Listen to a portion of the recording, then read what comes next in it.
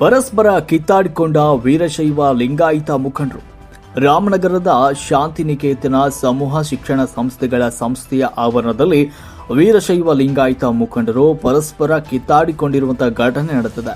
ಶಾಂತಿನಿಕೇತನ ಸಮೂಹ ಶಿಕ್ಷಣ ಸಂಸ್ಥೆಯಲ್ಲಿ ಭಾನುವಾರ ನಡೀತಾ ಇದ್ದ ಅಖಿಲ ಭಾರತ ವೀರಶೈವ ಲಿಂಗಾಯತ ಮಹಾಸಭಾದ ರಾಮನಗರ ಜಿಲ್ಲಾ ಘಟಕಕ್ಕೆ ನಡೆದ ಚುನಾವಣೆ ಸಂದರ್ಭದಲ್ಲಿ ಎರಡು ಗುಂಪುಗಳ ನಡುವೆ ಜಗಳ ಪ್ರಾರಂಭವಾಗಿ ಕೈ ಮಿಲಾಯಿಸುವ ಹಂತಕ್ಕೆ ತಲುಪಿತು. ಈ ಸಂದರ್ಭದಲ್ಲಿ ಪೊಲೀಸರು ಮಧ್ಯಪ್ರವೇಶ ಮಾಡಿ ಪರಿಸ್ಥಿತಿಯನ್ನು ತಿಳಿಗೊಳಿಸಿದ್ದಾರೆ.